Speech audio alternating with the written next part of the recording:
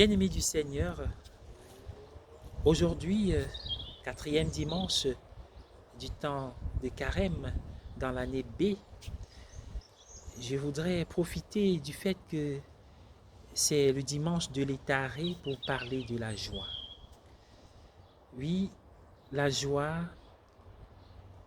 c'est une réalité qui vient du cœur de Dieu pour se communiquer à nous les hommes. La joie n'est pas qu'un sentiment passager. La joie fait partie de notre vie. Il n'y a pas de vie possible sans joie. D'ailleurs, des études psychologiques ont montré que les personnes qui n'expérimentent pas la joie s'exposent plus à des maladies du corps ou de l'âme.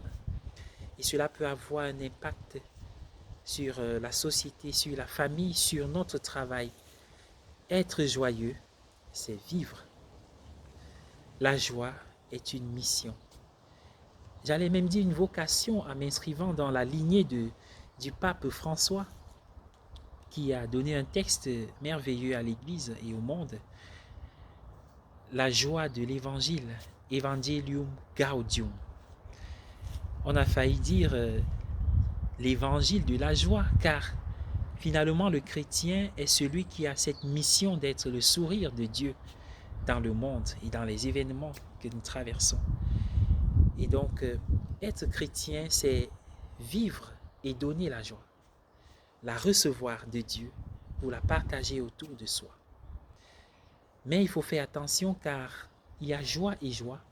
Sainte Thérèse nous aide à faire la distinction entre ce qu'elle appelle la sainte joie et la folle joie. La deuxième étant fondée sur des choses éphémères, basées sur des réalités de ce monde. Et finalement, on peut se dire, il faut savoir sur qui on a fondé sa joie. Fonder sa joie sur le Seigneur, c'est avoir l'assurance d'une joie éternelle qui va nous habiter même dans des moments difficiles. Être joyeux, ce n'est pas ne pas souffrir, être exempt de la souffrance ou des épreuves. Être joyeux, c'est voir par-delà les chemins tortueux et sinueux de la vie, les chemins de souffrance, voir par-delà la main de Dieu qui nous prend, qui nous tient, et contribuer ainsi au salut du monde. Car comme dit Saint Paul, nous complétons parfois dans notre chair ce qui manque aux souffrances du Christ. Et nous sommes le visage de la joie de Dieu aujourd'hui, le visage du salut de Dieu pour l'humanité aujourd'hui. Le dire, ce n'est pas perdre de vue que nous passons parfois par des chemins difficiles, par des moments de souffrance liés, n'est-ce pas, aux tragédies, liés aussi à la maladie, liés à la déception, à la trahison, liés à la pauvreté, au manque, liés à la solitude, liés au manque de compréhension autour de soi, liés à l'échec. Oui, il y a aussi une souffrance qui vient du fait que le péché nous a envahis. Et c'est justement à cette souffrance qu'il faut davantage prêter attention. Nous nous sommes éloignés des chemins du Seigneur. D'où l'image dans l'évangile de Saint Jean du serpent d'airain dont auquel fait allusion Jésus quand il s'entretient avec Nicodème. Nicodème qui connaît bien ce que signifie le serpent d'airain.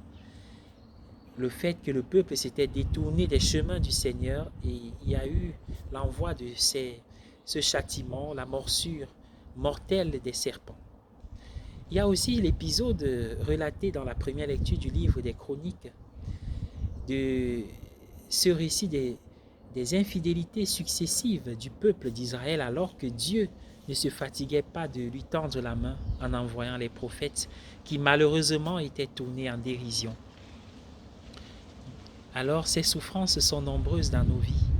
Mais faisons attention parce que parfois l'objet de notre joie, le motif de notre joie peut devenir aussi un objet de souffrance. Et alors nous avons pu discerner qu'il ne s'agissait pas d'un vrai motif, d'une vraie base, d'une vraie cause de joie. Car finalement Dieu seul peut être la véritable cause de notre joie. Il se réjouit bien sûr quand nous nous réjouissons grâce aux choses de ce monde, car il nous a créés pour être heureux, mais pas que nous y mettions notre cœur. Comme dit le psaume, si vous amassez des richesses, n'y mettez pas votre cœur.